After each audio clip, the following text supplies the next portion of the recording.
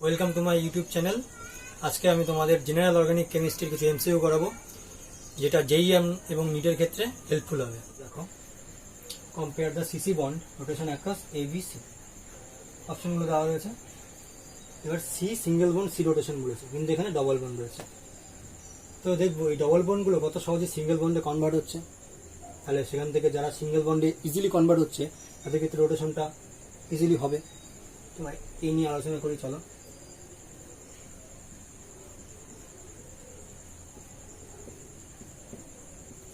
ওই কম্পাউন্ডটা যদি আমরা এইভাবে ভাঙি, পাই বন্ডটা 5 রিং এর দিকে চলে গেল, তাহলে কি হলো? এখানে নেগেটিভ চার্জ, এখানে পজিটিভ চার্জ চলে গেল। এবার এটা যদি একটু অ্যানালাইজ করে দেখতে পাবো, এই পার্টটা 6 পাই ইলেকট্রন সিস্টেম, মানে 1 2 3 4, আর এটা রিঙে রেজোনেন্স করতে পারবে 6 পাই। আর এখানে দেখো 2 পাই ইলেকট্রন সিস্টেম। এবার আমরা অ্যারোমেটিক হাকাল রুলে জানি 4n + 2 পাই ইলেকট্রন সিস্টেম হতে হবে, মলিকুলকে সাইক্লিক হতে হবে, তারপরে কি হতে হবে? সবকটা প্লানার হতে হবে। তো সেখানে এই কম্পাউন্ডের ক্ষেত্রে সবকটাই মানছে, তাহলে এটা কি অ্যারোমেটিক কম্পাউন্ড। তাহলে এর ডবল বন্ড থেকে সিঙ্গেল বন্ডে থাকতে বেশি পছন্দ করে। এটা গেল এ।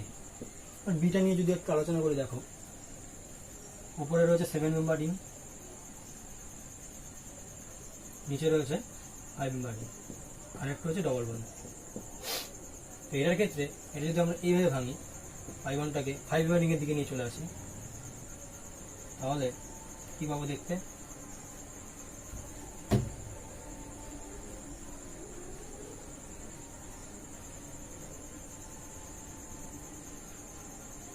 এখানে প্লাস তৈরি হচ্ছে, এখানে মাইনাস তৈরি হচ্ছে। এই দুটো রিং যদি ভালো করে দেখো, দেখো উপরেরটাও 6 পাই ইলেকট্রন সিস্টেম, নিচেরটাও 1 2 3 4 5 6 পাই ইলেকট্রন সিস্টেম। তাহলে both are aromatic in nature. কেননা কি প্রত্যেকটা সাইক্লিক সিস্টেম এবং প্রত্যেকটা স্পিড ওয়াইজ প্লানার। তাহলে Huckel rule 4n + 2 pi electron সিস্টেমকে ফলো করছে।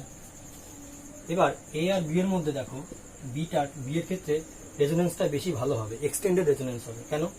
এই রিং দুটোই বড়, এক্ষেত্রে দুটোই ছোট রিং। এটা একটা 7 মেম্বার, এটা 5 মেম্বার, এখানে এটা 5, এখানে এটা 3। তাহলে এর তুলনায় এর সিঙ্গেল বন্ডে থাকার প্রবণতা অনেকটাই বেশি। এবার সিটাকে নিয়ে যদি আলোচনা করি,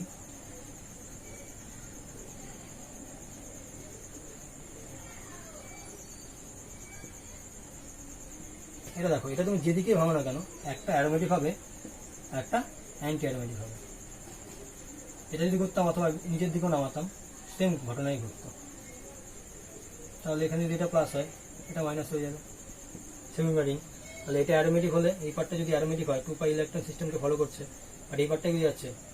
অ্যান্টি অ্যারোমেটিক হয়ে যাচ্ছে। অ্যান্টি অ্যারোমেটিক হয়ে যাচ্ছে কেন? 1 2 3 4 5 6 7 8, মানে 8 পাই ইলেকট্রন সিস্টেম। তাহলে অ্যান্টি অ্যারোমেটিকের রুলটা আমরা জানি কি 4n পাই ইলেকট্রন সিস্টেম, যেখানে n = 1 2 3 4। তাহলে এ আর বির ক্ষেত্রে যেটা দেখতে পাচ্ছ, এরা স্টেবল, তার মানে এখানে যেতে চাইছে, এ ওখানে চলে যেতে চাইছে ইজিলি। বাট এখানে কিন্তু সেটা ইজিলি হচ্ছে না, মানে ডবল বন্ডে থাকতে চাইছে, সিঙ্গেল বন্ড সহজে যাচ্ছে না। তাহলে আমি যদি বন্ড রোটেশন এনার্জিটা লিখি, মানে কি হবে? অপশন সি, সহজে যেতে চাইছে না সিঙ্গেল বন্ডে, তাহলে ওকে বেশি এনার্জি দিতে হবে, তাহলে অপশন সি হবে আগে। আর অপশন বি তো ইজিলি চলে যেতে চাইছে, যেহেতু এক্সটেন্ডেড রেজোনেন্স হচ্ছে, তাহলে কি হবে? তারপরে এ হবে এবং সবশেষে বি হবে।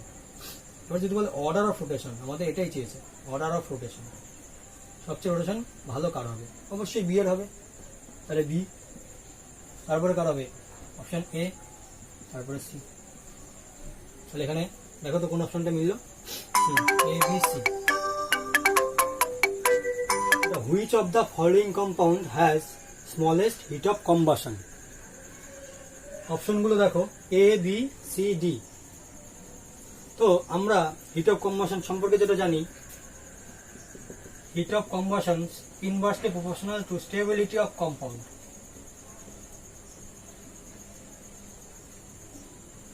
তাহলে এখান থেকে যেটা বলা যায়, যেটা সবচেয়ে বেশি স্টেবল হবে তার হিট অফ কম্বাশন সবচেয়ে কম হবে। তাহলে এই যে স্ট্রাকচারটা, এটা সাইক্লোহেক্সাল টাইপ, সাইক্লোহেক্সেন টাইপের, তারা এইভাবে থাকবে না, তারা কি থাকবে? চেয়ার ফর্মে থাকবে। তো এটার জন্য দেখো এই যে পজিশনটা ফিক্সড পজিশন, লক করে দিল মলিকুলটাকে, butyl group, tert butyl group, এর রেসপেক্টে পরের কার্বনটায় অ্যাবাভ দা বন্ড রয়েছে, তাহলে কি এটা অ্যাবাভে রয়েছে, একটা বাদ দিয়ে বিলোতে রয়েছে, একটা বাদ দিয়ে বিলোতে রয়েছে। এটার ক্ষেত্রে দেখো আবার এটা একই রকম লক করে দিয়েছে টার্ট বিউটাইল গ্রুপ, তাহলে তার পাশের কার্বনটা অ্যাবাভে রয়েছে এবং একটা বাদ দিয়ে পরেরটা অ্যাবাভে রয়েছে, একটা বাদ দিয়ে পরেরটা অ্যাবাভে রয়েছে। তাহলে এরকম ভাবে এটাও করা হয়েছে, এটা অ্যাবাভে রয়েছে, এটা বিলোতে রয়েছে, একটা বাদ দিয়ে পরেরটা বিলোতে রয়েছে। আবার সেম অ্যাজ এটা বিলোতে রয়েছে পাশেরটা, একটা বাদ দিয়ে অ্যাবাভে রয়েছে।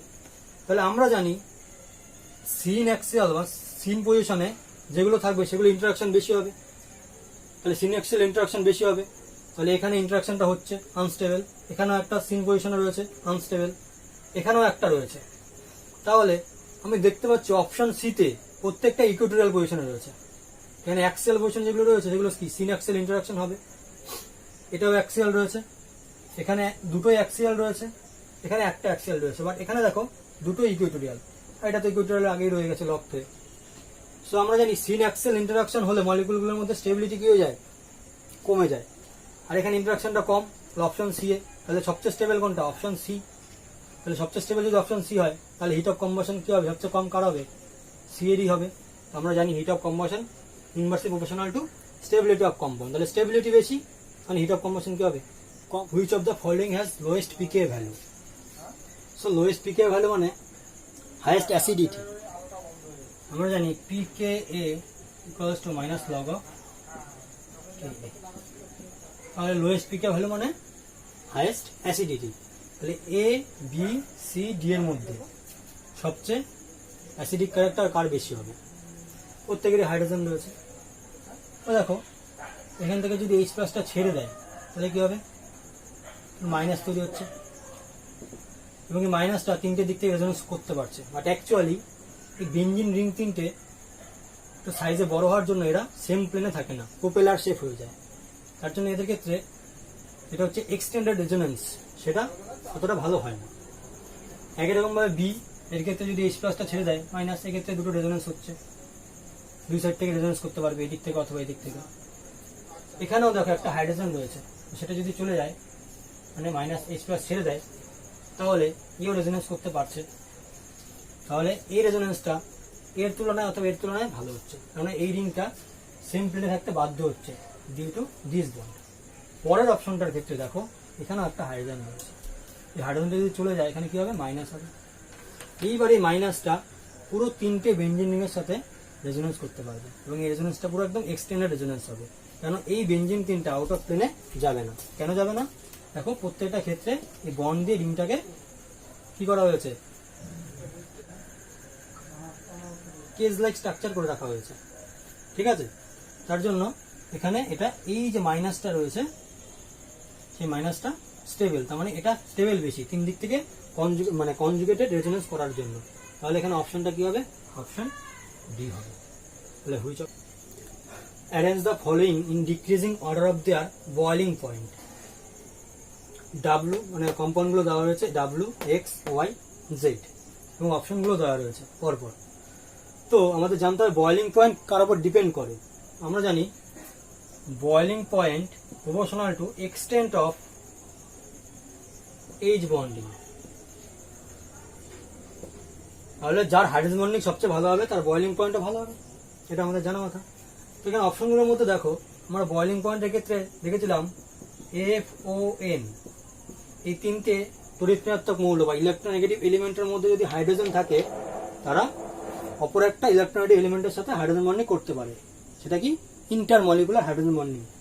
তো এখানে আমি দেখতে পাচ্ছি ও এইচ রয়েছে, ওর সাথে এইচ রয়েছে, আর এন এর সাথে এইচ রয়েছে, বাকি কিন্তু কারোর সাথে নেই, এর সাথে তো নেই, এর সাথেও নেই, কিন্তু এর পরের কার্বনে এইচ রয়েছে, এটাও সেক্ষেত্রে রয়েছে।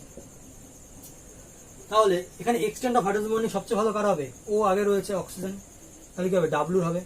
তারপরে কার রয়েছে, নাইট্রোজেনের রয়েছে, হাইড্রোজেন ডিরেক্টলি এরকম তার হবে। এবং তারপরে এক্স এর ক্ষেত্রে দেখো এক্স এর মানে এই অপশনটার ক্ষেত্রে এক্সটা হবে, কারণ এখানে কোনো CH3 গ্রুপ নেই, এখানে একটা এক্স এর CH3 গ্রুপ রয়েছে। তাহলে অপশনটা হবে সবচেয়ে ভালো হাইড্রোজেন বন্ডিং কার হবে, ডাব্লু। নেক্সট কার হবে, জেড, হাইড্রোজেন বন্ডিং ভালো করতে পারছে, তারপরে এক্স এবং তারপরে ওয়াই। তাহলে অপশনটা হবে W ZXY. This is the order. Okay. So which one of among the following carbocation has the longest half life? Longest half life মানে কি? সবচেয়ে স্টেবল যে। এখানে তাহলে অপশনগুলো রয়েছে, এই অপশনগুলোর মধ্যে সবচেয়ে স্টেবল তাহলে কে হবে? দেখো আমরা জানি এই যে সাইক্লোপ্রোপাইল রিং তার মধ্যে প্রচন্ড রিং স্ট্রেন রয়ে গেছে, তাহলে সে কি চাইবে? ভাঙতে চাইবে, এভাবে ভেঙে রিয়াকশন করতে চাইবে বা অথবা রেজোনেন্স করতে চাইবে যে কোনো ক্ষেত্রে। তাহলে এখানে কি হবে? এই বন্ডটা ভেঙে রেজোনেন্স করবে, সেরকম এও করবে, এও করবে, এবং এটা সবচেয়ে ভালো রেজোনেন্স হয় এই সাইক্লোপ্রোপাইল রিং যদি তিনটে থাকে, এটা সবার থেকে ভালো। ঠিক আছে, তাহলে এখানে অপশনটা কি হবে? অপশনটা হবে এ, সবচেয়ে স্টেবল। সব কার্বোকার্বনের মধ্যে এটাই সবচেয়ে বেশি স্টেবল হয়। কম্পাউন্ড দিয়েছে এইচ এ এবং এইচ বি লেবেল করে দিয়েছে। H A replace by D, compound X will be from, and HB replaced by D, compound Y will be from. Relation between an X and Y is অপশনগুলো বলেছে এনানশিওমার, ডায়াস্টেরিওমার্স, E and Z constitution আছে। তো আমি দুটোকে এঁকেছি, এটা আর এটা তো হয়েছে। এটা থেকে বোঝা যাচ্ছে দেখো কোনো মিরর ইমেজ রিলেশনশিপ নেই, নন সুপার ইম্পোজেবল, দ্যাট ইজ এনানশিওমার হবে না। তাহলে এনানশিওমার হবে না, তাহলে কি হবে? যখন মিরর ইমেজ রিলেশনশিপ নেই তাহলে কি হয়ে যাবে? এটা মিরর ইমেজ রিলেশনশিপ নেই তাহলে কি হয়ে যাবে? ডায়াস্টেরিওমার হয়ে যাবে। ইজেড তো হওয়ার কথা না, ডবল বন্ড টাইপ কম্পাউন্ড না, জিওমেট্রিক্যাল আইসোমার না, কনস্টিটিউশনাল হবে না, তাহলে অপশন হবে ডায়াস্টেরিওমার। বলছে which of the following cyclopentane derivative is optically inactive. So এই টাইপের কম্পাউন্ডগুলো অপটিক্যালি ইনঅ্যাক্টিভ হতে গেলে আমাকে দেখতে হবে প্লেন অফ সিমেট্রি অথবা আই, সেন্টার অফ সিমেট্রি আছে কিনা। যাদের প্লেন অফ সিমেট্রি অথবা সেন্টার অফ সিমেট্রি যেটা আই থাকবে তারাই অপটিক্যালি ইনঅ্যাক্টিভ হয়ে যাবে, তারা কাইরালিটি শো করবে না। তাহলে আমি দেখি এখানে অপশনগুলো। এ কোনো POS, that is plane of symmetry আছে কিনা দেখতে হবে। আর হচ্ছে I, it is inversion centre or centre of symmetry. তাহলে অপশন এতে কোনো প্লেন অফ সিমেট্রি নেই। এখানে ওয়েস্টটা উপরের দিকে, ইস্টটা নিচের দিকে, এখানে ইস্টটা উপরের দিকে, ওয়েস্টটা নিচের দিকে। পরেরটাও তেমন ভাবে নেই, কিন্তু অপশন সিতে দেখো এটা উপরের দিকে, এটা নিচের দিকে, এটা উপর সি এস নিচের দিকে, উপরের দিকে। তাহলে আমি যদি দিক দিয়ে কাটি একটা প্লেন পাচ্ছি। So this is POS, plane of symmetry option সিতে প্রেজেন্ট। অপশন ডিতে নেই, অপশন ইতেও দেখো নেই। তাহলে এখানে কি হবে? তাহলে অপটিক্যাল ইনঅ্যাক্টিভ অপশন কি হবে? Option C. Double bond configuration to the following. কম্পাউন্ডটা দিয়েছে দুটো ডাবল বন্ড রয়েছে, তাহলে অপশন এ আর বি তো হবেই না, মানে একটা একটা করে যেটি বলছে। তাহলে আমরা চেক করি ডাবল বন্ডটা। এই ডাবল বন্ডের ক্ষেত্রে দুটো CN অপোজিট সাইডে রয়েছে, দ্যাট ইজ এটা ই। আবার এই ডাবল বন্ডের ক্ষেত্রে যদি দেখো COOH আর CH2OH এর মধ্যে COOH এর প্রায়োরিটি বেশি, এর প্রায়োরিটি গ্রেটার। আর এখানে এই দুটোর মধ্যে এই কার্বনটার সাথে এই পজিশনে বড় একটা গ্রুপ যুক্ত রয়েছে, তাহলে এর প্রায়োরিটি বেশি হবে, এই পার্টটার প্রায়োরিটি বেশি হবে। বুঝে গেল? তাহলে এখানে এর প্রায়োরিটি বেশি, এখানে এর প্রায়োরিটি বেশি, তাহলে এটাও কি ট্রান্স রয়েছে, তাহলে এটাও কি হবে? ই ডাবল বন্ড। তাহলে অপশন কি হবে? C. The following the optical inactive compound is. তাহলে অপটিক্যাল অ্যাক্টিভ কম্পাউন্ড হতে গেলে যেটা লাগবে আমার, চারটে হাতে চারটে আলাদা আলাদা গ্রুপ থাকতে হবে, দ্যাট ইজ কাইরাল কার্বন হতে হবে। তো এই ডিএরটা অপশনটা দেখো, চারটে হাতে চারটে আলাদা আলাদা গ্রুপ রয়েছে, তাহলে এটা তো কাইরাল। অপশন সি, এটা তোমার কি? এটাও হচ্ছে গিয়ে কাইরাল অ্যাক্সিস, মানে কাইরাল অ্যাক্সিসের জন্য এটাও অ্যালিন টাইপ সিস্টেম, কাইরালিটি শো করবে। এখানে বির ক্ষেত্রে এখানে লোন পেয়ার রয়েছে, সো এখানে এটাও কাইরালিটি শো করবে। এর যে লোন পেয়ারটা রয়েছে এটা রেজোনেন্সে টেক পার্ট করবে, তার সাথে বেনজিন রিং এর সাথে। তার জন্য এখানে এ হচ্ছে গিয়ে কাইরালিটি হারাবে, দ্যাট ইজ এটা অপটিক্যালি ইনঅ্যাক্টিভ হয়ে যাবে। Option A, due to resonance এই লোন পেয়ারটা কি হবে? Availability of lone pair is 0 or nil, মানে লোন পেয়ারটা ডিলোকালাইজড হলে বেনজিন রিং এর সাথে পুরোপুরি, তার জন্য কাইরালিটি নেই। This is the optically inactive compound. Okay, the following pair of compound is best described as compound 1 and 2। এখানে 1, 3, 5 পজিশনে রয়েছে,